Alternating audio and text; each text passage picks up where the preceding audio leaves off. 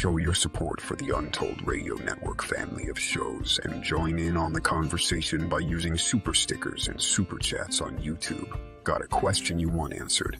Ask it live via a super chat and get real-time responses from our show's knowledgeable hosts and guests. Help keep the Untold Radio Network shows running strong. We need your support. Send your super chats and stickers now.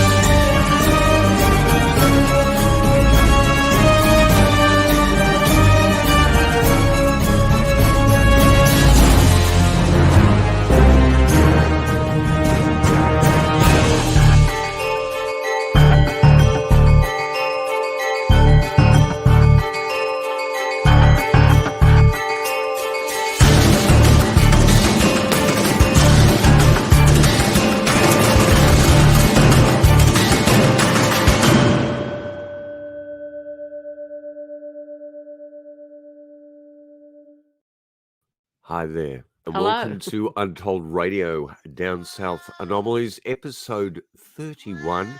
And would you believe Anton started right then. up? It is so Anyway. cold here in Sydney. We don't have the heart to put our old cat up the front of our warehouse tonight as we It'll be all right. record this episode, pre-recorded.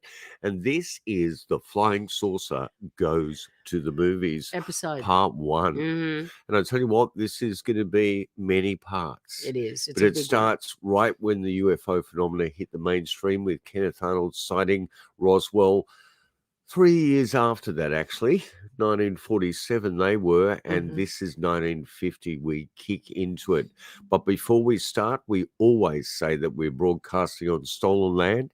It's the Gadigal people of the Eora Nation, and we want to acknowledge elders past, present, and emerging. one. And for that person that told us to grow up, Gee whiz, it's amazing. I say don't look at the comments ever.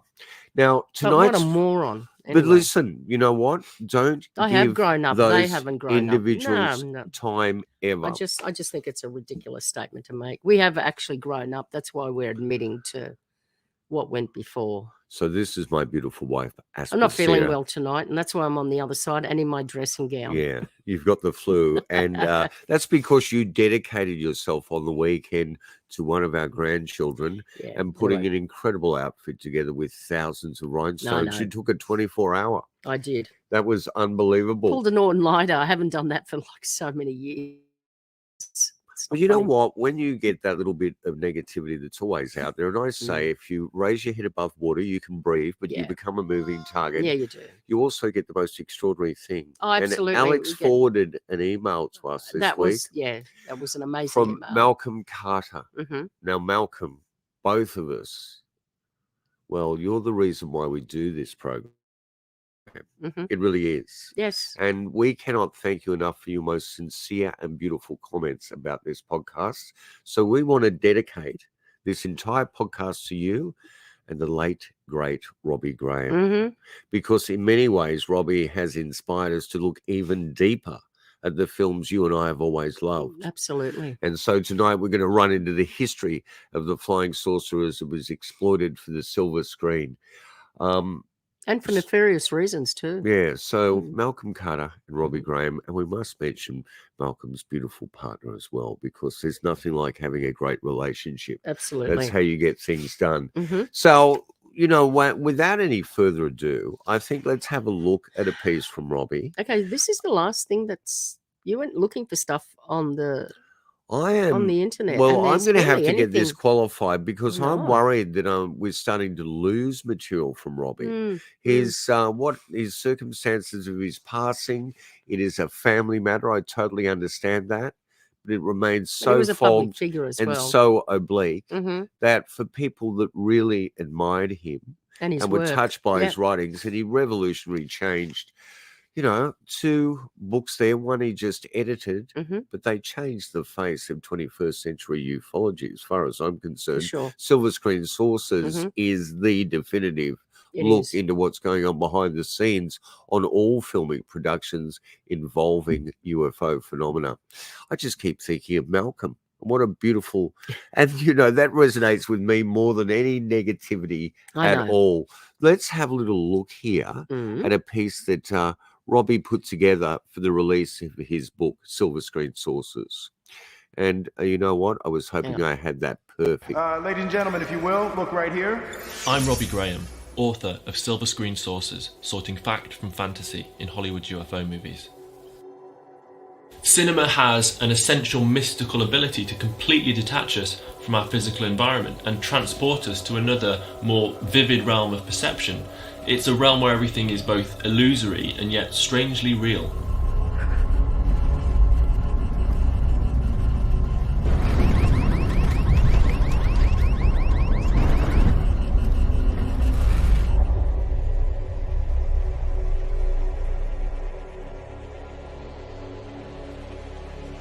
In film studies, anything that exists within the world of the film is known as diegesis. The cinema screen separates their fictional world from our real world, but actually the diegesis seeps through the screen into our world, into our subconscious. It becomes part of our reality. But it wasn't a dream. It was a place. And you, and you, and you, and you were there. Oh, But you couldn't have been, could you? well, we dream lots of silly things when we... No, Aunt Em. This was a real, truly live place. Key to cinema's power is that movies, in their slick, neatly packaged, self-contained way, they serve to narrativize and contextualize the events, debates and processes that constitute our frustratingly non-narrative world. Life rarely makes sense, but movies usually do, and in that we take comfort, and I think therein lies the problem, because movies, no matter how realistic they are in the events they depict, are not real life, of course. They are at best reflections of our reality. They're snapshots of it, simulations of it, and that they're skewed and distorted through the ideological framework of the people who've made them. It is the world that has been pulled over your eyes to blind you from the truth. What truth? It's important to state that unidentified flying objects are real, which is to say that they exist independently of cinema and of pop culture more broadly. UFOs have been investigated by governments around the world for more than 6 decades. What the phenomenon represents is open for debate, and various theories have been propounded, from secret military aircraft to natural phenomena, otherworldly intelligences. The point is that even in a world without movies, without cinema, people would continue to report UFOs. People were reporting UFOs and flying saucers specifically long before Hollywood got in on the act.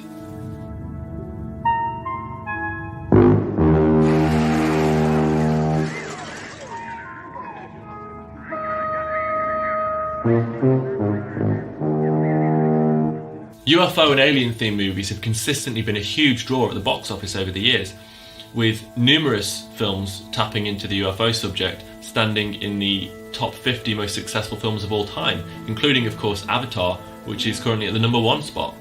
What cinema does, simply by virtue of its inherent power to actualize whatever it depicts, is it encourages a widespread acceptance, not only of the idea that we are not alone in the universe, but also of alien visitation.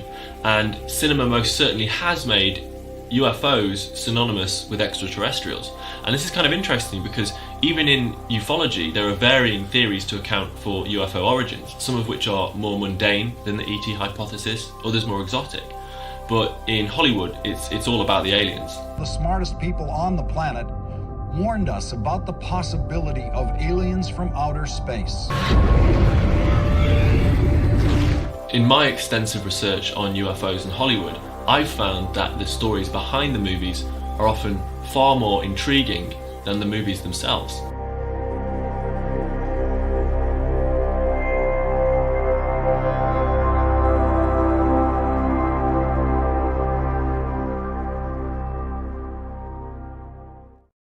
Please buy that book. If you an amazing haven't book. read it, it is an astounding book and it will become part of your library forever. I'm really touched by the insightful, profound, sensitive and caring person Robbie is. I'm actually very sad that we've lost him. Mm-hmm. And as I said before, I'm a little freaked out looking up there on the internet. And, you know, it should be a much greater response to this astounding researcher, writer, academic authority, at least in that major subject of film and the UFO that we're going to look at tonight in The Flying Saucer Goes to the Movies. Mm-hmm. Very sad, really. We're stepping back into the 50s, and I started to get very reminiscent. You know, sort of dislike that disparaging word, nostalgia, Aspasia. Why is that, Jay? Because I think that if things are good, I mean, would you call, you know, that Rembrandt's okay, but you spending too much time being nostalgic. About it. Come on. It's when something's good, when something's amazing, it stays that way and resonates through all generations and time, as far as I'm concerned. Yep. So I was looking back at the 50s, and I stumbled onto a few things about the most dangerous toys ever produced. Oh, yeah, I love a dangerous toy. So I The good thought, old let's days, have a yeah. little bit of Doug The and kids could Alex lose an moment eye. at the beginning here. You know, you guys over there in the States, you're not the only ones that are interested in kooky sidelines. Yeah. And we love it, especially when it comes to film. So let's go up to the stills. Yeah. Thank you for writing that. That's God, I right, love darling. you. Okay. So what do you think of when you think of dangerous toy? Well, the first one that comes to mind was the Sonic Blaster. Let's have a little look at the Mattel Sonic Blaster from 1964. One of the most dangerous weapons ever given to children. Weapons. Well, it is It's a weapon. It's like, And here we go. You know what it did? It blew the eardrums off. Yeah. Because the Sonic Blaster, Mm-hmm. 157 PSI you can get in there, way That's a lot. above the recommended safety That's a rating. lot. Yeah. And within weeks of it going on the Mm. market, it blew people's eardrums out. Let's get Absolutely. a little look at that picture underneath. It's got a bit of a wider shot of the Mhm. packaging. Just look Yeah. at that packaging. Yeah, I love it. And whilst I was looking at this, Mhm. Aspasia, I Yes. noticed that Sotheby's had one of these up in the auction list. Oh, really? A recent auction list? Yeah, recent, right now. I mean, if you Wow. go online and you catch this cast, Anton, calm all right. down, darling. Oh, it's a bazooka. And there we Sonic have it in the Blaster. field, the Sonic That's out Blaster. of control. But you know what? The Sonic Blaster is no good for us. We're No, it's talking not. about the 50s. This is the 60s. Yeah, the 60s. Yeah. Did you ever get a Sonic Blaster? And as you can see there, go back to those original boxes. Yeah. You can see, and Anton's fun is just screaming. He's all too right. much. Leave him. He'll calm down. Anyway, You can see what? you can see that that's a smaller Sonic Blaster. Mm. So there were two versions they got on the market, which amazes Yeah, me. right. Yeah. Yeah. Look at the one the young man's got. It seems Yeah, even that's bigger. Is that a huge. third Who version? knows? Probably. So they were a compressed air gun, of yeah. course. Yeah. And Yeah. really a very dangerous weapon. Not as stupidly dangerous as this next one. And this is not what I'm talking about either. But let's have a little. What's that? The crazy Oh, it squirt. shoots around corners. Yeah. But Wow. you can imagine putting vinegar in that and see Oh, it's how, but that's a water gun. yeah, but that's it'll not... squirt right back into your eye. Oh, right. Okay. So if Okay. you're really one of those nefarious dumbass kids, you know, with 49 just cents, right? 49 yeah. cents. It was everybody had access to that, didn't they? But let me tell you what I really think Yeah. is the most dangerous one coming in the early 1950s Mhm. is the Gilbert U-238 Atomic Energy Lab. Now, this was one of the most expensive toys on the market, Yeah. retailing at $49.95. Wow. The equivalent to $50. today would be about $600, $700, $800. Wow. Okay.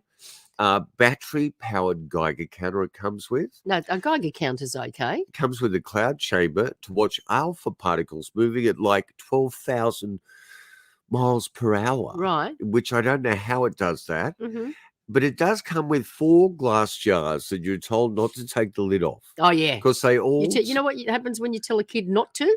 They do. contain uranium-bearing ores. So there was uranium in it. There was uranium. There was also low-level radiation sources in another series of glass jars, and there's an electroscope as well. So what company was this? This was by a gentleman who went by the name of Alfred Carlton Gilbert. All right, okay. He was a magician. Okay. He was an inventor, and his biggest claim to fame, and only people on the baby boom can remember this, was the erector set. And I'm not talking about some sex. No, the erector set. Do you remember the erector set? It was before Meccano. Similar to right, Meccano. yes, right, okay. So he was a big toy inventor. Right, but this was his first thing that he came up with? No, this was his sine qua non. Or this was the last thing he came up with? It didn't sell well. Oh. Thank God for that. But what do you think when you get to it? Where does a toy manufacturer get a hold of? What did they get? Absolutely beautiful. Is it uranium? Or, uranium and low-level radiation sources. Where That's did they just get so that? So we're going to package that and sell it to the children. Or we're going to get the kids to reenact and we're Kiss just going Me to tell Deadly, them, the film. We're just going to tell them, don't open those. And of course, the children are going to listen to. So it came in different color bases there. Well, how much was this? $50. $49.95. Okay, $50 back then, which was equivalent to like about 1951. Yeah, so equivalent to $500-600. Yeah. So at least the poor kids couldn't afford. Yeah, there's your poetic justice. Yeah, so only all the those rich whiny entitled kids they were the ones who were getting it, and they by could, the atomic energy Okay, at lab. least that was one thing, that they didn't make it widely available to all children. Yeah. Oh my God. Okay. Did you anyway? enjoy How did that how long did that last on the market?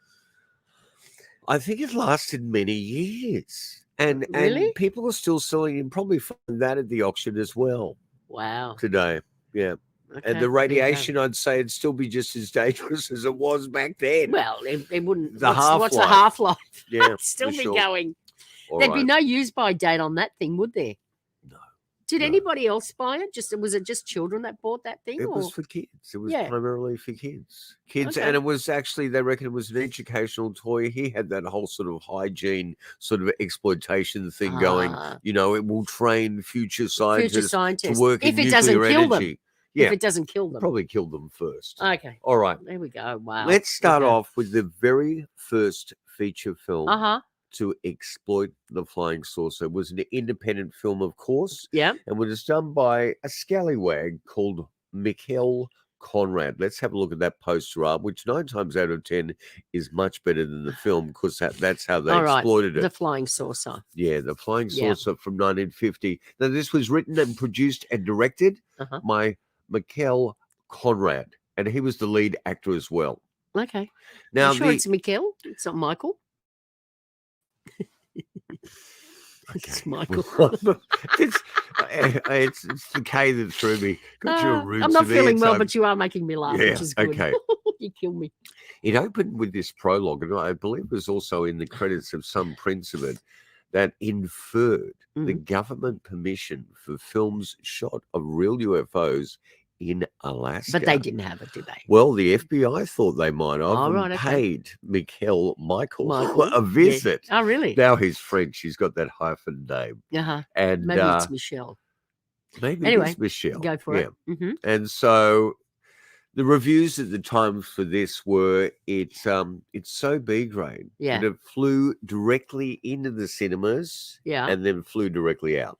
Ah, is that another poster the for flying it? saucer, yeah. Okay. So let's get you to spiral down and have a look at the trailer. Okay, From we're going to get a 1950. trailer. I We're gonna love get a trailers. Well, this is all about trailers today. It is all about the as the trailers, flying isn't it? saucer goes. And thank you so much for Okay. assisting in getting that incredible project for Doug Hychek and the Untold radio channel up, where Sasquatch legend meets science is up for a second time round, and it should be astounding. Doug is just an incredible talent. Okay, here we go.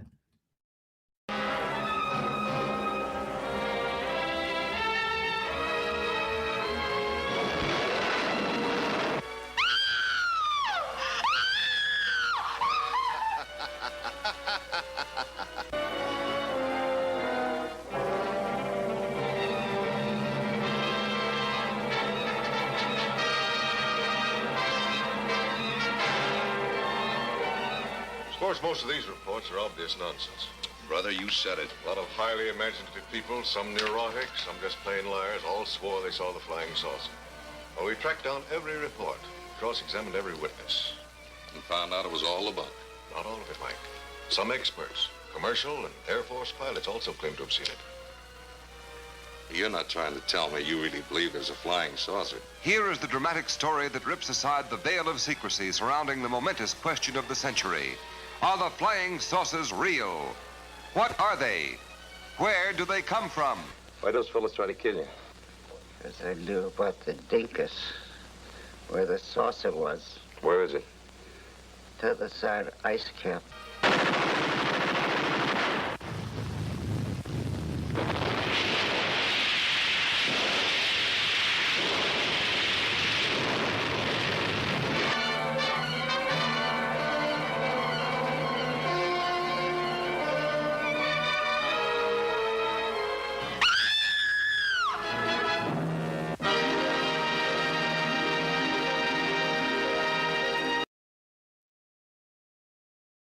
Wow, there was a lot of there. screamers Yeah, there, that- wasn't just there? that scream at the end as you saw the flying saucer. It was more of a B grade, Yeah. more of a Z grade, actually, when you think about it. But it got on there One-hander. really quickly trying to, Yeah, you know, I mean, it was smart in exploit. that way. Yeah, It was for very sure. vaudeville. Yeah, It okay. was very, you know, All right. Monster So the Midway next down one, the carnival. what year's this? 1950. 1951. This is the This- big The one. Day the Earth This Stood Still, is an yeah. astounding Yeah, it film. is. The Day the Earth Stood Still, directed by Robert Wise, Yeah. who would later on go to give you West Side Story, The Sound of Music, and you know that Robert Wise actually edited Citizen Kane. Oh, right, He was okay. the editor of Citizen Kane. Fair enough. It is such a profound film. It's It based is. on the 1940 sci-fi short Farewell to the Master by Harry Bates. Mhm. It was a big gamble for 20th Century Fox. It was the first big budgeted science It was fiction film huge. ever made. Yeah. It has the most beautiful Bernard Herrmann score there Yeah, it as does. well, which contains Theremin? two theremins, actually, Okay. utilizing two theremins. Okay. And did you know that that was later used, that score, for the opening theme to the pilot episode of Lost in Space, and incidental aspects from the entire score of the Oh, film right, they kept used. reoccurring Wow. because it was 20th Century Fox. Okay. Michael Rennie as Klaatu, Patricia Neal, Yeah. excuse me, as Helen Benson. She had a hard time taking the film seriously. Yes, let's go to that. She had a very hard time at doing that. Did she? Was that? Now, here's What's the weird this? thing. You know the phrase by Gort the Yeah, robot? And Klaatu was the Michael Rennie part. Baraka Nikto, yeah. Yeah.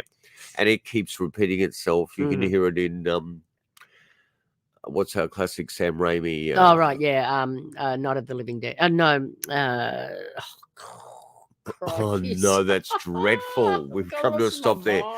Now let me get to Klaatu. Yeah. Do you know about this record? We've got it on No. vinyl in our archive. Do we? 1974 Canadian prog rock band. Oh, right, okay. And what they decided to do was just credit every song to Klaatu. Not one single member was mentioned in the band on the credits. Right. And people began to believe in a legend that was Chinese whispered at the time, that was? this was the Beatles behind the scenes reforming and making this album Klaatu. Really? It had Evil some Dead moments was the where, name of Sam Raimi's film. oh, thank you so much for that. Evil That came, Dead. and it was Evil Dead 2 or 3, was it? It was 3, I think it Yeah, came up. yeah, Yeah, we're finally down in medieval times. We're all in the shop, just out a little bit. Okay. So this record came out. Yeah. And I think in a way, when you think about it, maybe this had an effect on things too. What's that? That is Ringo Starr's album Goodnight Vienna. Wow. And there he is playing the role of Klaatu, superimposed to an image from the day the Earth stood He's got still. tickets on himself, hasn't He's he? always had tickets on himself. Jeez, that's a bit naughty. You know that Colin Powell Mm. believed that this film inspired Reagan's speech at the United Nations. Reagan had dementia. Let me paraphrase a demented man. And this is what he said. I occasionally think how quickly our differences worldwide Oh, right. Yeah, we all know that would speech. vanish Mhm. if we were facing Yeah. an alien threat Yeah, okay. from outside Yeah. of Earth. No, they wouldn't. Well, who knows? We'd end up killing each other. The victor would then go on to claim everything. Now, this film was controversial, but Because the critics did love it Mhm. because it had the whole resurrection theme going on. It's a bit of a Jesus movie, is it? It Like a is. Jesus, It is. yeah. Cartoon's very much like Yeah, Christ. yeah. And he is resurrected. Yeah. Goes into the ship. saucer, which is the Yeah, cave. the cave, Comes back yeah. out. But let's hope that we haven't spoiled anything there for people who haven't seen this If film. you haven't seen it by now. You then- need to see this film. Was this and the one that they remade with Keanu? Yeah, but don't even talk about that. Well, you know, look. A lot of people said don't go near it. It's not a good remake as Okay. far as the intentions of this were. Yeah. But you know what? again, it was adapted from the short story, and I think the ending was completely altered for the screen. Mhm. So everything gets fried in the end, doesn't it? Hollow-fried? Hollow-fried. Hollywood fried. But this was a very influential film. Yeah, You so can see from all please, the can you cultural get us references. ready for the trailer? Okay. All right. Okay, yeah, Yes. we need to see the trailer, You're don't in the we? midst of Untold Radio's episode 31. Yeah. The Flying Saucer goes to the movies, and this is Down South Anomalies, and we are so American-centric with this episode. Let's go.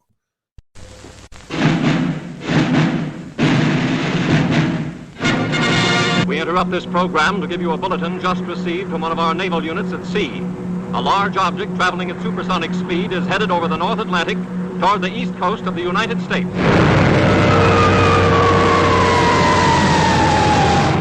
Ladies and gentlemen, this is Drew Pearson. We bring you this special radio television broadcast in order to give you the very latest information on an amazing phenomenon, the arrival of a space ship in Washington. The Army has taken every precaution to meet any emergency which may develop. Just a minute, ladies and gentlemen, I think something is happening.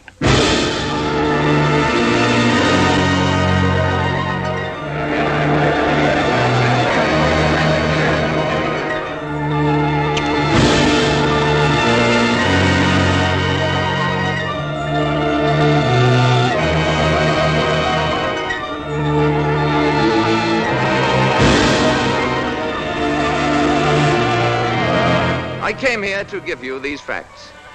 But if you threaten to extend your violence, this earth of yours will be reduced to a burned out cinder.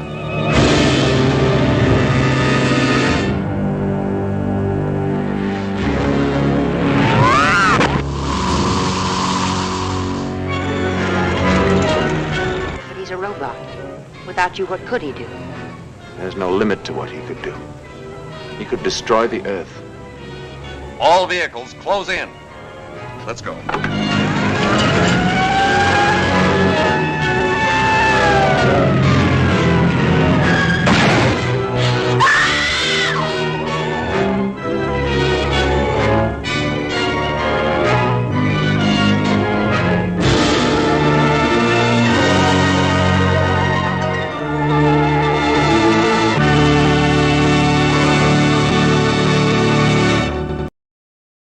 You know, the beautiful Michael Rennie there, get rid of Ringo. Good heavens. But the beautiful Michael Rennie there, he's a leading actor that never really got to be the leading actor he should have been. And he did appear in episodes of The Invaders and in the early adventure before Jonathan Harris destroyed Lost in Space and turned it into a comedy show. I know. He was there as the keeper. He Do you was. remember that Yes, two-part yes, I do. episode? I That's do. just framed and burned into our minds from that time. It is. And the other thing is that this film is much more complex and deeper than you could ever imagine. Robert Wise, although many people and, sources over Hollywood, he went there in saying that there might be some military connection to this film. And by geez, that sorcerer itself was so much like a multiplicity of reports from the time where they were seamless. Yeah. And so it really got that down completely. But I think considering the director, who was a great left winger and a real freedom fighter over there, that certainly is a profound film talking about the dangers of technology and nuclear weapons. Yeah. And it really states what Stanton Friedman has always said that we always talk about, that the kids have Kids have finally found got the all the matches. matches and they know how to actually get them ignited. So time to keep an eye over them. Okay, let's go to our next film, The Man from Planet X. Oh no, the thing from the Man from Planet you're right. X. Yep, Man from Planet X. 1951. This is an independent film from the Hal Roach Studios. Mhm. American production, yet it is set on a Scottish moor. It's very interesting because early in the pieces you can see there in this artwork, and I love the way you can see internationally in some of these posters how these films did travel. They were worldwide sensations because the phenomenon was a worldwide sensation. It still is bigger than ever. Yeah. And there's a still, it's very much Isn't it a like, weird looking alien? but still, But yeah. it's getting closer to the communion Yeah, alien. yeah. It's small Yeah. in demeanor and Yeah. stature. It Mhm. has a big Big head, Yep. and the eyes are larger. So it's interesting in that way. Uh-huh. And this was directed by Edgar G. Ulmer. Now, Edgar G. Ulmer, you must remember from The Black Cat. Yeah. He is one of the greatest stylistic Poverty Road directors you'll ever come across. They never gave him a freaking cent, but he pulled off incredible miracles. The alien in this, oddly enough, Aspasia, speaks in musical tones, which we would be reprised for Steven Spielberg's Close Encounters of the Third Kind. So how astounding is that? As early as that, here's the other interesting thing. What's that? You know the actor in that suit? Was? Who probably spent more time on the set, overtime than anyone. I think it was 3 weeks. They had 16-hour days. No one in the cast, the director, or anyone, there was no accreditation, can remember who that person was. Really? Whatsoever. I just have to look up the pay stubs and see who they paid for that time. They have no idea. And That's in all insane. later interviews, there is mass confusion over it. Wow. There are a couple of memories Mm. of what this individual said, and they are things like, that suit is killing me, and they're paid me bugger all. And so, Oh, well, that's why they couldn't find there his you pay go. stubs. Yep. And it Okay. even ended up as a beautiful Fawcett comic. Oh, wow. eh? Okay. Imagine that. So let's Yeah. have a little look now at the exquisite So what's trailer. the gist of this film? Well, aliens come to Earth. Of They course. land on a Scottish moor. Right. And there is one corrupt scientist that is like a complete sociopath. Oh, there's always and one, I don't isn't want to there? give the rest of it away. Okay, fair It enough. does heinous things to this beautiful alien. It Okay. really doesn't mean any harm whatsoever. Okay.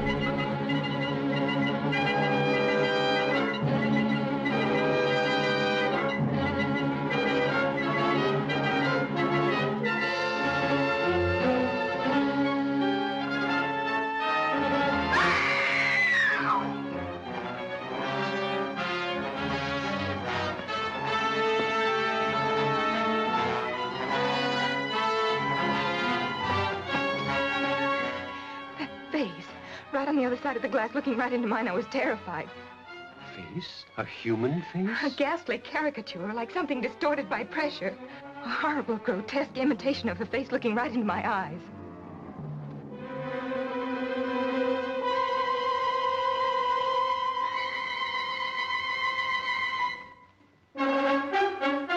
To think, a fantastic gnome like you had to hurtle out of space to put this power into my hands. I'm going to tear out every secret you've got. I'll give you until 11 o'clock to try what you can. If you're not back by that time, we'll open fire. But you've got to at least give us time. By that time, your job must be finished. If it isn't,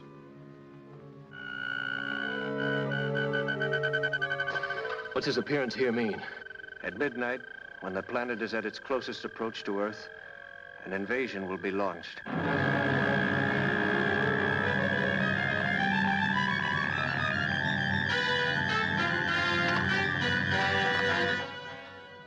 $10:59.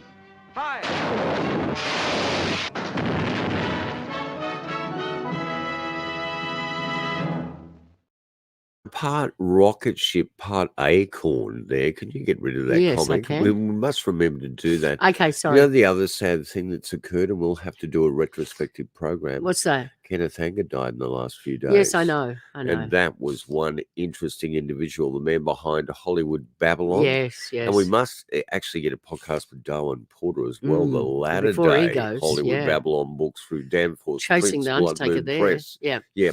Anyway, look, One thing I can tell you, the Yeah. sets, where do Of? you think the sets came from the men from Planet X? I don't know. Where?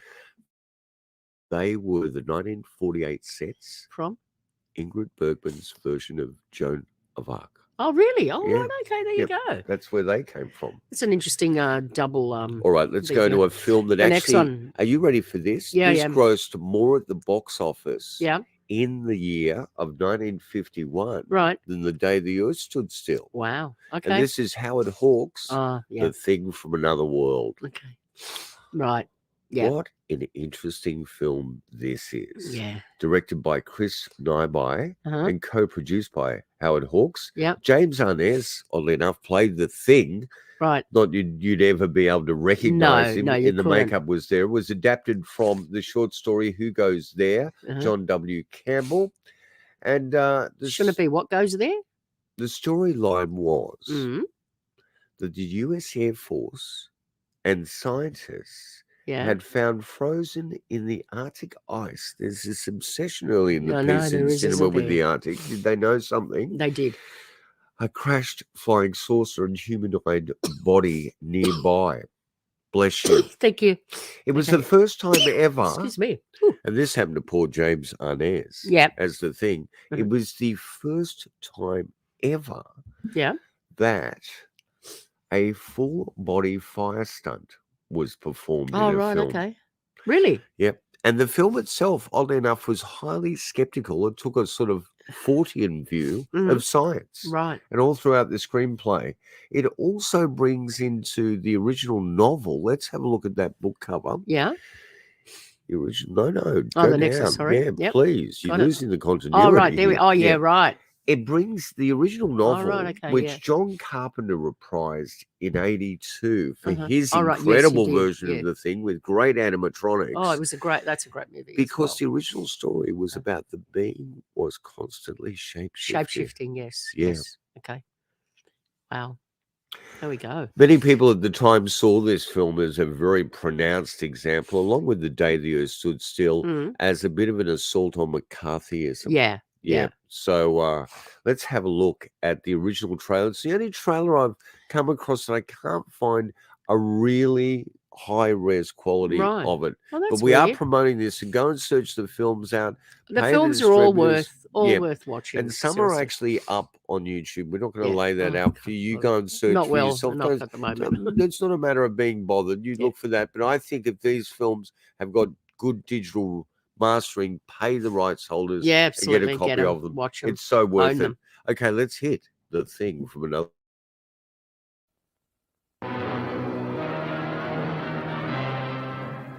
That thing's alive, sir. I saw it. I shot at it. I hit it. I know it. Nothing happened. It just kept coming at me, making a noise like a cat mewing. Captain, it was awful. You could have seen those hands and those eyes. Captain, you've got to do something about it. You've got. Is it human or inhuman? Earthly or unearthly? Baffling questions, astounding questions that not even the world's greatest scientific minds can answer. Gentlemen, do you realize what we've found? A being from another world, as different from us as one pole from the other. If we can only communicate with it. See? What happened, Doctor? In the greenhouse, I was working. I couldn't see. Yeah. Then a blast of cold air, and I heard Olson scream. Come here. Get in the corner. Now hold this in front of you. Stay by the light switch. 1.9. Needles hit the top.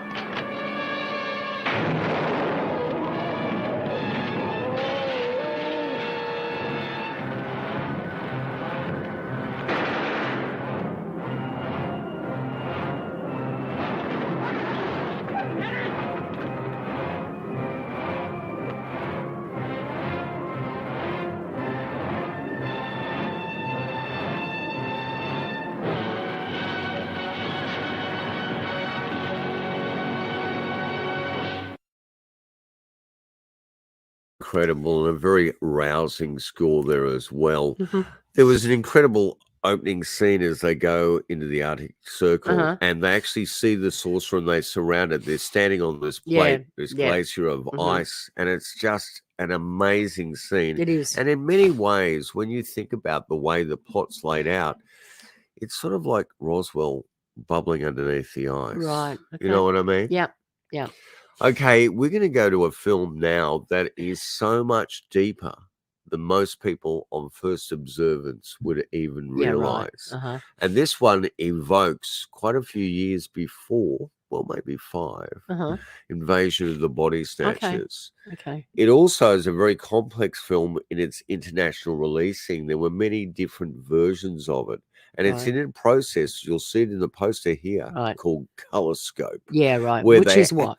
Well, it's no, this was not Was a it? bodgy process. Okay, right. This cost them a fortune. Okay. And they literally did like frame lapping over to get the color richer and richer and richer. Now that lasted for Why about. don't they just use Technicolor? They did. Oh. But they enriched the Technicolor. Wow. So God knows if you're on psilocybin looking at this you're in the looking, 50s. you're freaking out. Yep. So 1953, we've jumped a year here. Yeah. Directed by Cameron Menzies. It was 52 was not a good year for flying saucer films. So it was called Super City Color. Okay. And this film, probably out of any of the films, depicts for the first time ever on the screen what appears to be a very interesting abduction scenario. Oh, right, okay, yep. There's missing time. Yep. There's actual marks and sort of puncture marks on the skin. Ooh, that's an interesting. It's very strange. It has one of the most unique scores you could ever imagine. Are you ready for this? It has an outre musical score that is ethereal, wavering tonal composition sung in unison by a choir. Right. Now, do you remember that? No. They believe that the orchestrator of that used a pseudonym, this like wild Jewish pseudonym. Okay. And it was Mort Glickman. Okay. And I think he was like a pioneering in the electronics field. Now, do you remember the inflated tunnels that the aliens ran through? Yes. Yes. Yeah. Do you remember the walls looked like they were like surrounded in hundreds, possibly thousands of balloons wavering in the wind? Yep. Balloons would not do it. Balloons would burst too easy. Okay. So what did they use? I don't know. They went out and got 3,000 condoms. Oh my God. And they're all the condoms were stronger than the balloons. Yeah, the entire cast and crew were blowing up condoms to get the walls done. Fair enough. So what's the so on what the top happened of that was, one? So what does it say? This is a reworking A and reselling nightmarish answer to the Wizard of Oz. Yeah, they're trying to exploit it in the 80s. Oh As you can see, that's a much later version of that cover. Okay. Okay. So, in Britain, they took offense to the film. I don't know why. And the censor was all over it. They said that it needed to be longer and the story needed to be explained better. So they had a planetarian sequence. Right. And they actually brought in real ufologists to discuss the Captain Mantell case and the Luke Hook lights. So if you find the British version, Malcolm, we're asking you, have you got the British extended version? Can you find that? Can your beautiful partner find that? No. But I'm just being silly here. Do you know it was part of the inspiration behind a unique independent film of the late 70s that you've always loved? Which one? Phantasm. Oh, right. And the animated robot film Iron Giant. Iron Giant? Iron Giant. Iron Giant. Which we have on laser. Yes, You've forgotten that. I have forgotten. Oh, good heavens. We've You're got not too much. well. And at the moment, my brain's not firing on all all right. cylinders. So let's have a look at the trailer for this film. For which one are we on? Invaders from Mars. Which one are we I'm at? just making sure I don't want to hit the wrong.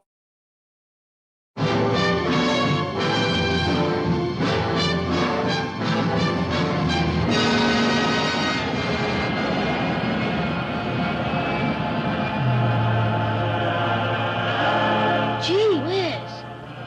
Invaders from Mars. He saw them land from outer space. He saw them capture innocent people only to destroy.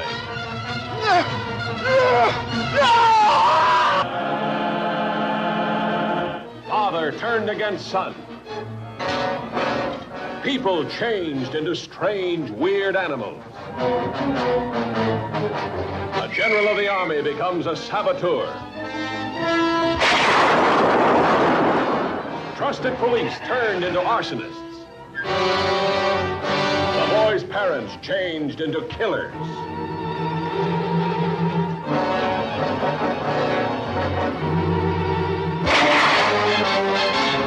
But nobody's getting anywhere out there. Nobody can locate anything. Anybody.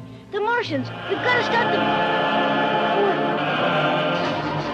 Invaders from Mars, capturing humans at will for their own sinister purposes, turning them into diabolical instruments of destruction.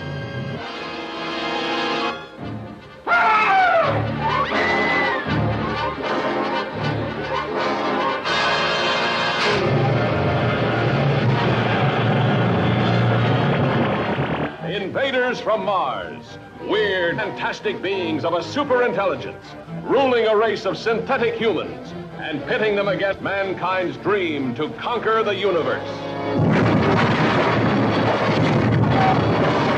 Come on, step on it. Search every tunnel. We gotta find Ronaldo and the kid. When the colonel gives a signal, get back here on the double.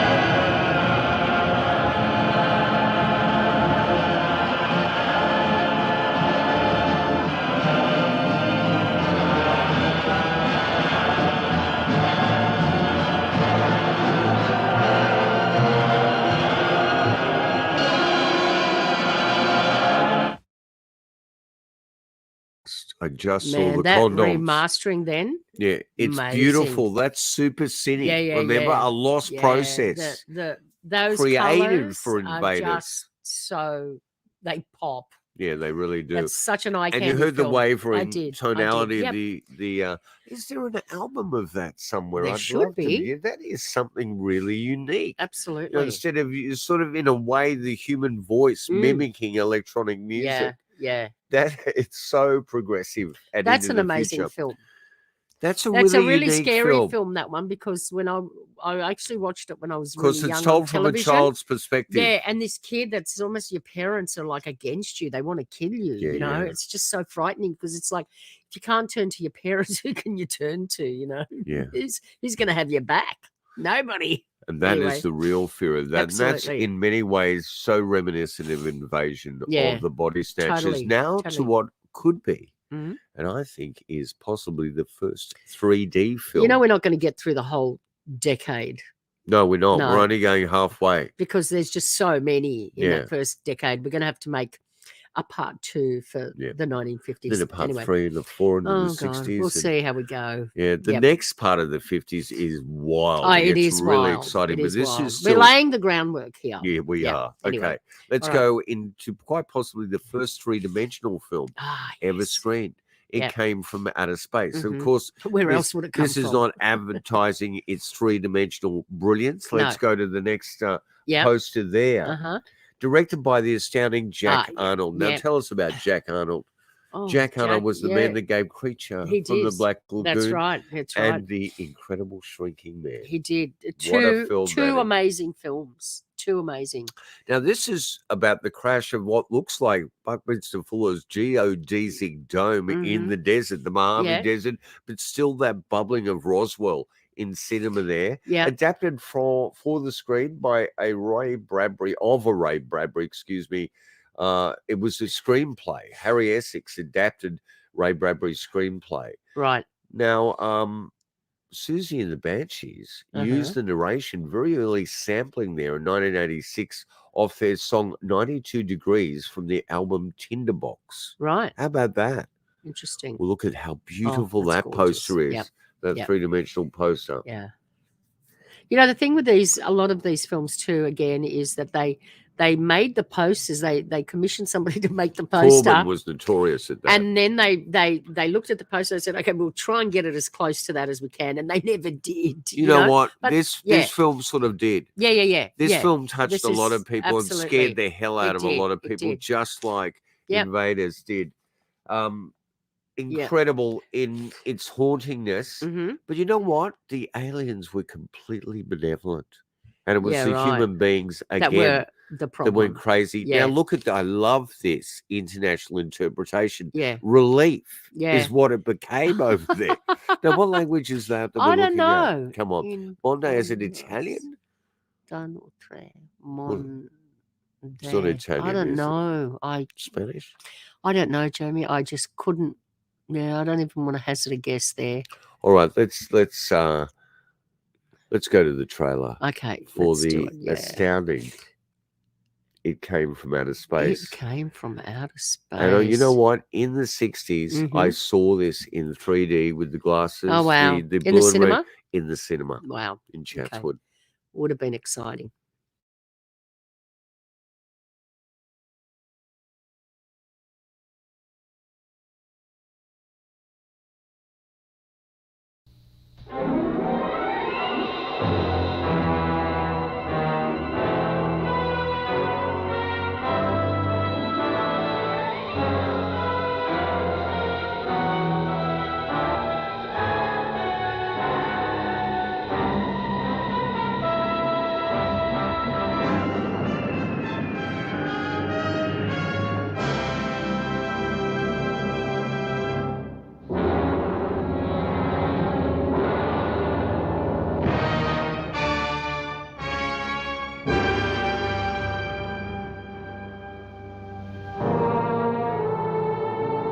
Ladies and gentlemen, the events that I'm about to describe are going to sound incredible to most people, but I know they happened. I saw them happen. They happened to me. One night, not very long ago, my fiancée and I saw a meteor-like object flash through the sky and fall to Earth in the Arizona desert. I was the first one to go into the smoking pit where it landed. The only one to realize that this meteor was a spaceship. I looked into it. I alone knew that the beings it carried, formless, terrifying beings from outer space, planned to conquer the world. And so fiendishly, by entering into the bodies and minds of captured human beings. Wouldn't it be a fine trick if I weren't really John Putnam at all? But something from another world come here to give you a lot of false leads. What do you want? What are you doing? Let me see you as you really are.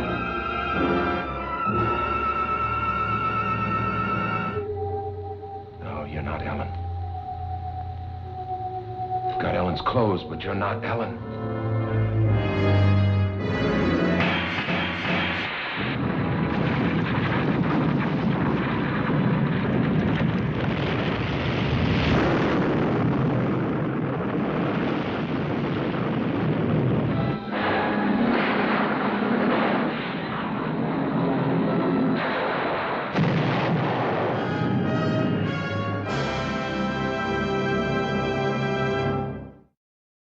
There you go. from Universal outer- Internationals. It Came from Outer Space. Yeah. Possibly the first 3D film ever made. And boy, was it a treat to look at it in It was. 3D. It was. Even if it was 10 years later in the 60s when I Mhm. was a youngster. It was quite astounding. Now let's go to a film produced by a man we absolutely love, right next to Ray Harryhausen. George Powell. George Powell, of course. And it's War of, Of the the Worlds. Worlds. The adaptation. It's a fairly primitive poster. I still like that. It's beautiful. For it. Let's go to the next poster. Let's see something truly beautiful Oh, yeah. in a different way. Yeah. Yeah. And so, More of course, technological. directed by Byron Haskin, who Mhm. did Conquest of Space, and one of our favorites, starring the Night Stalker, and that is Robinson Crusoe on Mars. Darren Right. McGovern Yeah, right. was in that film. Okay. This starred Gene Barry, Uh-huh. Burke's Law, Yeah. and Anne Robinson. It won an Academy Award for special effects, and so it should have, because It was pretty good. those saucers were Mm. designed by Albert Nausicaa, and they were manta ray-like, Yeah. crescent-shaped saucers Uh-huh. that were incredible. Now, when you think about this, you can hear the strains of Kenneth Arnold there, Yeah. because he never saw a flying saucer. That was a reporter in the time Yes. coining that term That's after right. Arnold was explaining the way that they skipped across like a the rock sky. on Yep. water, you know. Yep. And the reporter said, "What, like a flying saucer?" And Uh-huh. it's stuck. It's stuck, yeah. But what he actually saw was crescent-shaped craft, Uh-huh. which were photographed directly Yeah. before the Roswell crash. Yep. And those photographs are out there. I should have got them up online for people to see, but I have got, if you are not caught up in the knitting there, Aspasia. I'm not caught up What, in what the are you knitting? I'm knitting a baby's dress. There they are. You know, And- I watched this film on the telly. It was in black and white, of course. Oh, maybe not. Maybe I did watch it in color because we did get a color TV pretty early on, and when it came onto television, and this film really scared me. Really, really scared me when I watched it. It's meant to. You know, yeah, I think it's got it a really very strong terrified me. religious Yeah. message, and George Powell always had And that you know what? too. I tell you what, even though I'm not a fan of Tom Cruise, I still will watch the Tom Cruise War of the Worlds. I have a problem with that one. I really love that film. I have a problem with that. I don't know why. I don't know what it is, but I just love that film. And every time it's on, I will watch it. Let's Anyway. let's get ready to have a look at the trailer. Okay. You know, the other astounding thing about our director Byron Haskin Mm-hmm. is that he also went to television in the 60s and he directed 6 of the most profound Outer Limits episodes. Right. And Yeah. one of them was Demon with the Glass Hand, and the other one was something I think that influenced Reagan more than anything else was the Outer Limits Architects of Fear episode. All right. Yeah, absolutely. Yeah. Yeah. Look that episode up. There's quite a few. Look, you know. Well, I'm getting all cold now. I told you not to come near me, but I hey, you love can't you. stay How away can I- from me. How can I not come near you? All right. Sorry to get so personal here on Untold Radio's Down Mhm. South Because Anomalies. this but stuff should that's- be untold. That's who but we anyway. are. Malcolm. Anyway, okay, let's go with War of the Worlds trailer.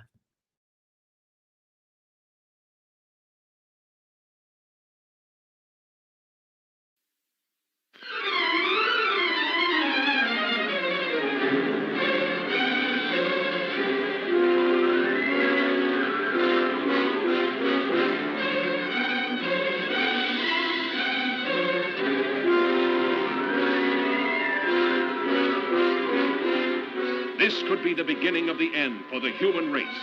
For what men first thought were meteors or the often ridiculed flying saucers are in reality the flaming vanguard of the invasion from Mars. Looks like they're going to come out of that gully pretty soon. We'll have to rush our defenses to be ready when they do. The guards need plenty of reinforcements. We'll get them. Lieutenant, look! They slashed across country like scythes, wiping out everything that's trying to get away from them. That explains why communication is cut the moment their machines begin moving. Montreal's blacked out. Nothing more's come through. Same thing that happened on the Pacific coast.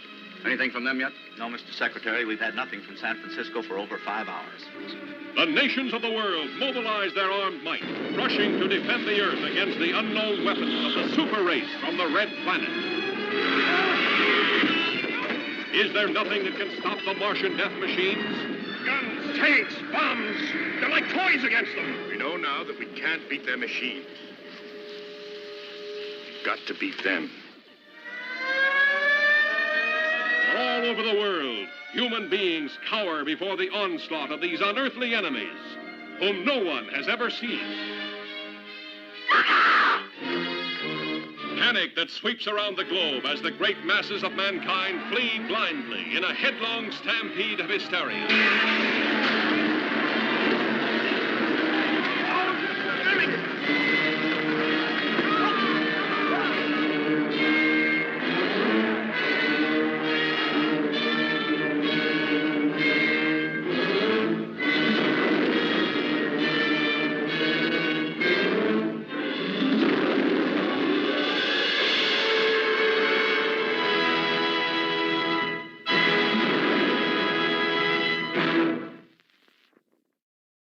Wow. Oh, wow. That's Yeah. You can see why that scared the hell It's out an of amazing people. film. It is I an mean, amazing Orson film. Welles had laid the groundwork, hadn't he, with Absolutely. the radio War play of for the the Worlds. Mercury Theatre. I mean, that people still believe to this day that That- that was some sort of military Yeah. psyop.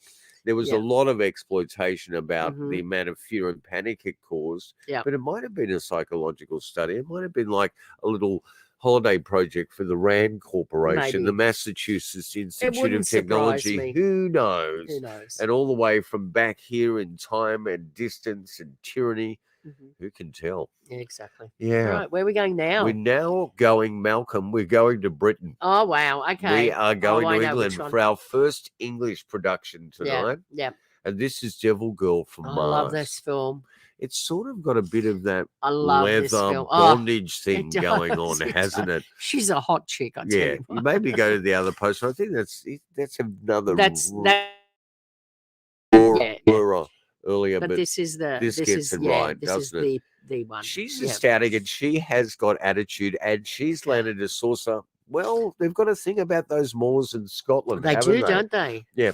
They do. So it was directed by Malcolm McDonald, Mhm. and just like The Day the Earth Stood Still, this sort of evokes the whole Christ metaphor as well. Again. And she, instead of being Jesus Christ, she Uh. sort of becomes the Virgin Mary. Not Mary Magdalene. I think Yeah, she's more she Mary did. Magdalene than Virgin Mary in that outfit. Yeah. Yeah. Do you know something quite astounding about this film? What's that? The sound editor. Uh-huh. What about His him? name was Gerald Anderson. Oh, really? It Any was relation? Jerry Anderson.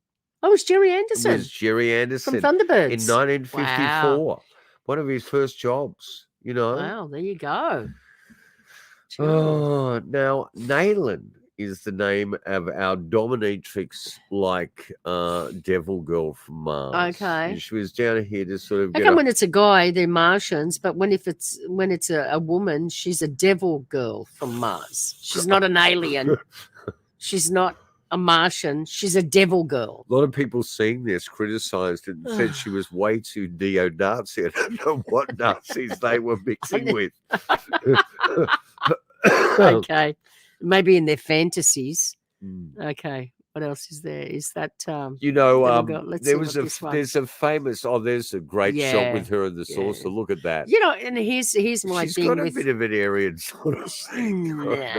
no, she doesn't. But you know, the difference between a drawing and reality, you know what I mean? They're two Yeah. separate things. They aren't are, they How about are. this shot of her though? Well, I love yeah, that. Look yeah, at the that looks production good. Yeah, it's design beautiful. inside the ship. Amazing. Absolutely gorgeous. It is. It is. Oh, what a great year. Now, science fiction writer, female science fiction writer that went on to become a huge name, Octavia E. Butler, Uh-huh. was inspired to write after seeing this at 12 years of age. Right. You know what she said to her mother? What?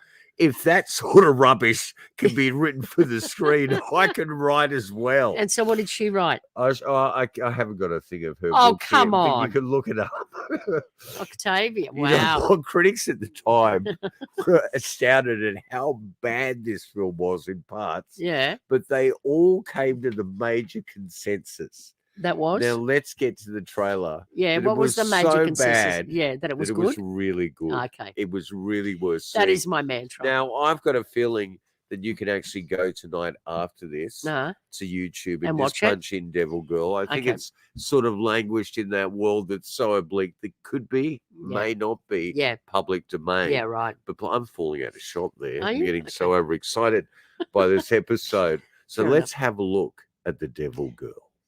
From Benzingers yeah. were brothers, Were like they? the Coen brothers. They're Right. really sort of notorious, sort of low budget film Okay. producers. Yep.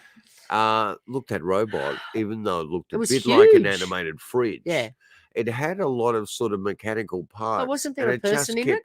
There was a person in it, but a lot of mechanical moving parts. I don't All know right. what for, Yeah. lights or something. Right. It just kept breaking Ugh. down and kept causing problems. Havoc. Yeah. Fair enough. Yeah. And Yep. Patricia Yeah. Nyla, I think her Yeah. character name is, Mhm. she was quite astounding. Yep. She was very statuesque. She was. All right, let's go to the most low budget one of the lot. And in a sense, this Tiger film Earth. doesn't have a flying saucer in it at all. Doesn't it? But it has an invasion. Ah, right. And it has something. How do they invade without flying saucers? They did get their flying saucers. They're implied. The budget is so low. Ah, you it's never get to supposed to see be them. an invasion of robots, right? Ah, but we never get to see how they got here. You get to see one robot. The plural doesn't even exist. Ah. But it's an interesting film because in many ways, these robots had a feel to them Yeah. exactly like our poor man in Pascagoula. Oh, really? experience. Calvin Parker? Was that right? And Hickson. Oh, yeah. Is it Calvin? No. Anyway, Just can't take it remember. easy. Parker and Hickson. That's right. All right, 1954, independent US. Yeah. Robotic beings invade a deserted town, and that's because they can't have any extras, can't afford them. And they're evidently from Venus. Where else? Directed by Sherman Rose and Mhm. adapted from the sci-fi short story Deadly City Deadly, by yep. Paul Fairman. Okay. It was filmed, believe it or not, and you and I actually look at that action shot. Look at that lean. That's quite amazing. She's off the ground. She is. That's quite amazing. And here's the robot. Here's a model One kit robot. years later. Oh, wow. That's a model kit That's beautiful. of the Target Earth robot. robot. Now, we found this out when we were in LA Mhm. because LA is one of those cities that never sleeps. It doesn't. But early in the morning, Yeah. and I had to get up because I was nearly dying of sinus trouble there. I was giving myself baths and everything, Yep. and strolling down the streets. I love that because no one walks there No, either. they don't. You can experience so much when you're walking. Absolutely. And we were feeding the homeless people at the Shadow Marmont We were. in the bushes We with were. all our breakfast stuff. Yep, That yep. was great. Yep. That really angered the people of the Chateau Anyway. Marmont. And we didn't pay for that. So don't think that we're wealthy because No, we're we're not. not. And if we're wealthy doing Untold Radio, you must be deluded. But anyway, they filmed it about 6 a.m. in the morning. Nothing Nobody on the street. around. Looked completely deserted. It So looked like clearly the end of the world. they do sleep. Eventually they have to go to bed Yeah, and to recharge their batteries. that's You right. know what I mean? So let's get ready for the trailer of the one and only, the lowest budget film with our one goddamn flying saucer in it. There's so many other films we left out. There were science fiction films that didn't feature the flying saucer, but we had to put this in Yeah, here absolutely. because I think Calvin Parker, Mhm. Mr. Hicks and them Yeah. need a bit of homage or a bit of referencing that They goes do. back decades. Yeah. 1954. Yeah. Target Earth. A frustrating, desperate, wild terror clutched at her heart. This woman suddenly afraid that she was alone with death in a strangely deserted city. Please, somebody answer.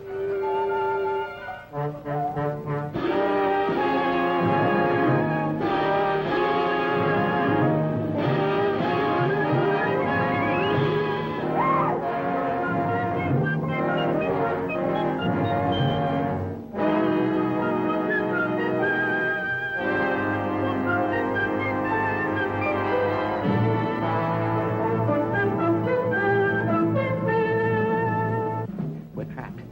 We're right in the middle. They'll kill all of us, I tell you. They'll kill us. I'm getting out of here. Now.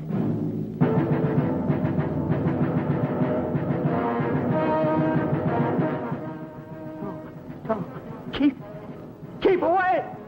Each of them had been forgotten in the biggest mass evacuation in history to live a day and night of incredible terror from the unknown.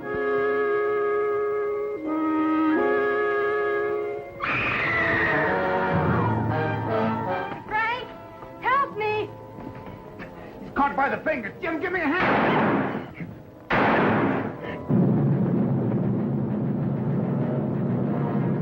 Are the hours? I think so. Then they're going to bomb the city. Just keep your fingers crossed that we're not in the middle of the target. You mean you'd kill all the others just to save your own life? Yours too. Don't forget that. You must be insane if you think you... I'm warning you. Keep back. You won't shoot.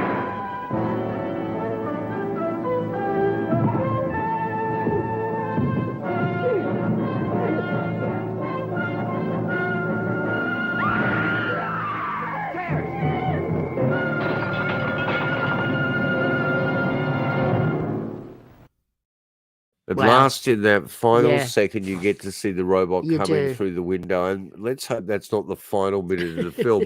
I must admit, it's a long time between Since you drinks saw it, yeah. since I saw that film. Okay. And I wonder why, because it's a bit like paint drying, unfortunately.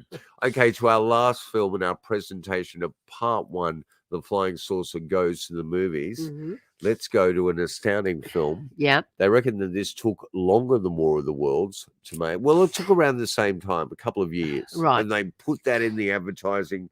I'm sure that wasn't the truth. That was the I'd nature just of say, well, they're not exploitation. very organised if it took them that long All to right, make this it. Island Earth. Okay. Wow, how Yeah. beautiful is this poster art? It starred Jeff Morrow, Yeah. the brother of the late Yeah. Vic Morrow, years later, thanks to Who- John Landis on the set Well, of I The don't think he did it Twilight on Zone. purpose. Of course he didn't, but that helicopter blade Well, through the you head know, shit doesn't happens mean you're sometimes, around. doesn't it? So that was Yeah. Jeff Morrow's brother. Yeah. Faith DeMorg there. Is that how, am I pronouncing that Yep. properly? She became an incredible screenplay queen if she wasn't already. Yeah. 2.5 years. So they say War of the Worlds was 2 years. I was correct in my first 2.5 years, assumption yeah, okay. there. Yep. She did Cult of the Cobra, Oh, right. That's a great film, that. The Atomic Man. Yeah. It came from beneath the sea. Mm-hmm. But you know what? What? She was one of Howard Hughes's big-time non-stop lovers between cheating on her endlessly. Oh, right, okay. Yeah. But she did write a book and slapped him right in the rear end after he was dead called My Life with Howard Hughes. Okay. So that's worth looking for a copy. See if you can Sure. find something cheap there on eBay and check that out. I bet that's a fascinating tale. I bet it is Yeah, too. yeah. Let's keep these posters moving. Yeah. This film has, again, as you can see from the posters, they've done the most spanking, enriched Technicolor yeah. that they can find in the day. Sure. And it really is it's like 3 separate astounding stories. But you can see in the strip panels there, the cartoon comic book-esque. Yeah. The second one there is a flying saucer trapping a light aircraft. Plane, yeah. Shades of Valentich. Am I reading too much into this? No, I don't think I'll you tell you are. why there's shades of Valentich. Why is The that? beam out of that saucer Yeah. was green. Oh, yeah, right. And that's what flooded Yep. Valentich and that Okay. military helicopter that was taken to the UN, Right. unfortunately, to Kurt Waldheim, who was later exposed as Yeah. a freaking Nazi. Interesting. The sound design was evidently way ahead of its time as well. Yeah. So look at that. Were they called the Luna? What? No. Where am I getting that from? I don't know. Okay. What are you thinking I of? don't know. Called the Luna? The What? Luna Monsters or something. No, No. the Metaluna monster. That's who it is. Metaluna Oh, it is is the planet. Metaluna. Okay. Metaluna. All right. No, I was right. I was kind of. You know what? I Yeah. think this being Mhm. was given up at some stage for another science fiction film much earlier, and they rejected it. I think it was offered to Howard Hawks for the thing. from He Adam, said, yep. "Forget about it. What are you Why? doing?" And It's so a it great ended. looking monster. But it ended up only being a top half. The bottom half really? was just a guy in trousers and Oh, shoes. no. Yeah, but it was Wow. pretty swanky trousers. Wha- And as you can see, the belt there with Nice. the atomic Yeah, right. atom symbol was Okay. quite something else. All right. Fair So enough. poor old Jeff Morrow, you know. Yeah. And it had incredible moments in this film, and you just need to take a good look at it. Co-directed by none other than Jack Arnold with Joseph Ed Newman. Right. 1955. So shall we check out the trailer? Yes, our we last should. trailer for the night, but not our last film. We'll have a little teaser for what's to come in part 2, which could happen at any time. or It could happen any time. months away. Yeah, just depending. Yeah, we just take things as they come here. Where are we? This island Earth. Yeah, yes. absolutely.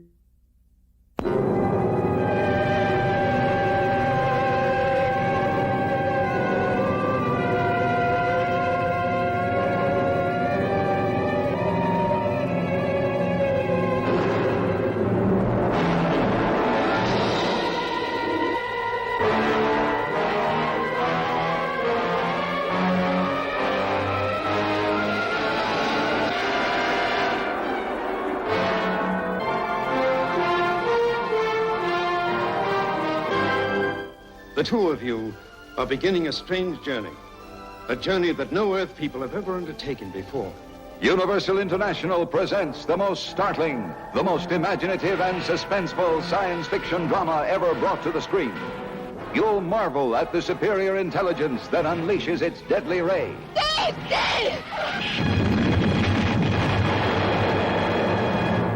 Or can kidnap an airplane in flight. They're pulling us up.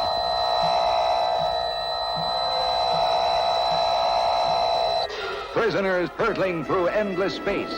speeding toward the unearthly furies of a planet gone mad. See sights never before dreamed by man. The battle between guided meteors and deadly rays. They're gonna hit us. They're gonna hit us.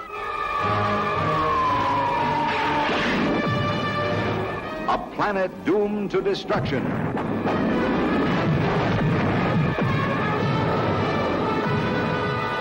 While captive Earth people fight for their lives. It is indeed typical that you Earth people refuse to believe in the superiority of any world but your own. Run, Ruth, run!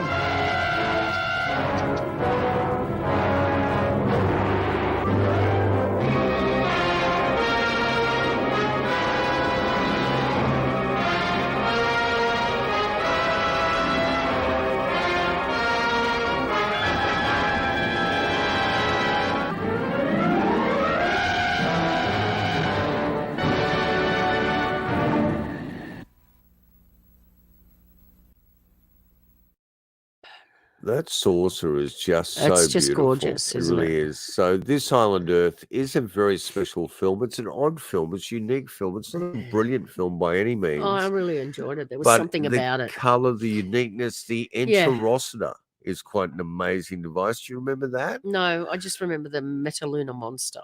Oh, really? I don't You know absolutely why. love that.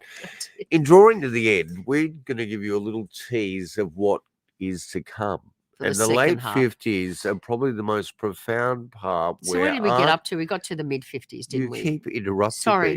me, you know. The most profound part, the late 50s, because you have a collision Mm-hmm. Yeah. of the real UFO phenomena. If it's not already hinted at and there blatantly Sure. in the early 50s, it collides and smashes into the screen. And such astounding things as Forbidden Planet, with Yeah. one of the most progressive Yeah. and earliest electronic Electronic scores, scores. if not the first electronic score, denied its place in the Academy because they termed it as electronic tonalities Instead of and not a music. real composition in itself, done by the late great Lewis and B.B. Barone. Mhm. And even though the tempers got butchered to hell in that film, Yeah. and we can see in our last couple of podcasts that Alex Perez wasn't that impressed with it when he rescreened it recently to his daughter, but I still love that Oh, I think movie. it's a great And the movie. flying saucer, the C-57D intergalactic cruiser, is one astounding craft. Absolutely. I'd love to take you away for a little holiday on that one day. Yeah. Anything's not- possible. Yeah, you just know never that. know. All right, so let's have a look what's coming up in the 50s. Now, we don't know when we'll ever get to part two. These films, not these, this Island sorry. Earth, thank you again. There we go. These Ooh. films, we're going to have a little look at one of the first ever, the first Japanese science fiction film in color and Right. dripping color, Warning from Space.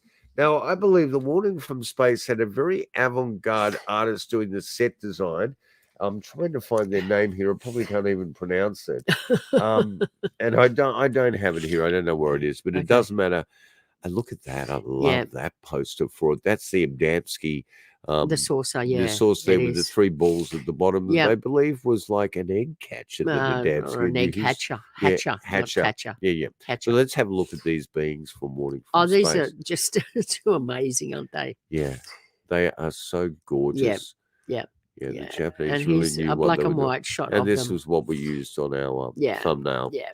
Yeah. And that's just a little scene.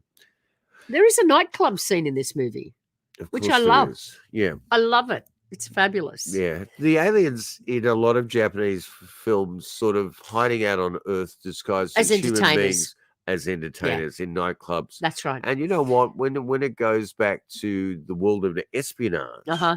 is Yeah. that a lot of espionage agents, even to this Entertainers. day, are in the entertainment field. Because they could go from city Traverse to city. border to border. Absolutely, yeah. You know, they had yeah. a purpose, a reason to be, To be there there. that wasn't suspicious.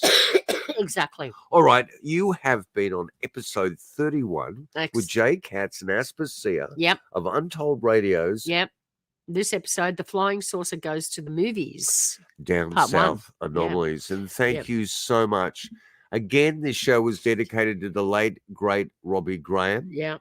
And you know, Robbie, you will always be in our heart and be an inspiration to us. The book you edited, Reframing the Debate, is so important that anyone interested in the subject should look at that. For sure. And ashamedly, there are copies that have been going very cheap on Amazon. Outrageous. So get up there on Amazon. Everybody should own get it. out there and own a copy of that. But you absolutely need to have in your library Silver Screen Sources by Robbie Graham. Our heart goes out to his family, his daughter, and everyone who loved him. Mm-hmm. And Malcolm Carter, my God, we're coming for you. We really are.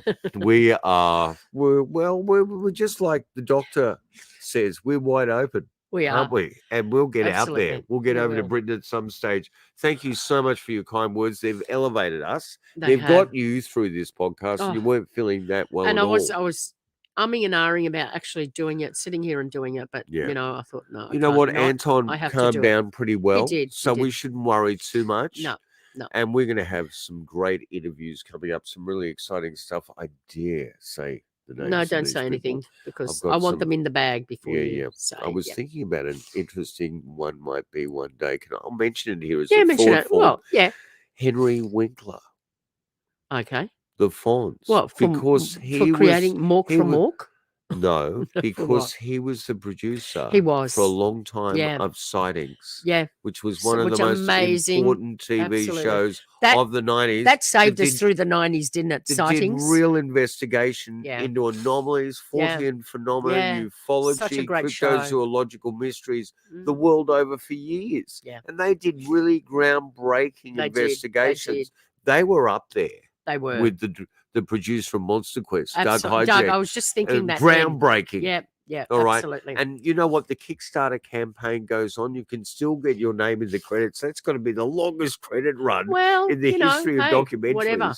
It's But good. so donate. Go up online and look for Sasquatch Legend Meets Science and just put a few dollars up there. It'll get your name in the credits, Yeah. and you'll be forever a part of incredible groundbreaking history. Pushing science forward, actually. Pushing 'Cause the somebody envelope has to. forward. Yeah. Somebody has to push it forward. Yeah, well, because if the any- scientists aren't I tell doing you, if it. any family can do it, it's the High Check family Absolutely. that are giving you 11 astounding podcasts. Check them all out. We've got some real favourites, haven't we? We do. Sasquatch Outpost is Yep. just driving me crazy. It's It keeping is. me You're alive. loving it. Yep. Anyway, we will be back next week, hopefully feeling a lot better with another interesting I and love the hopefully way you've done this whole enjoying thing in your and dressing gown. yeah, I know. And my pajama. I'm not wearing my black as usual, but Yeah, but hey. you look very Anyway. alluring.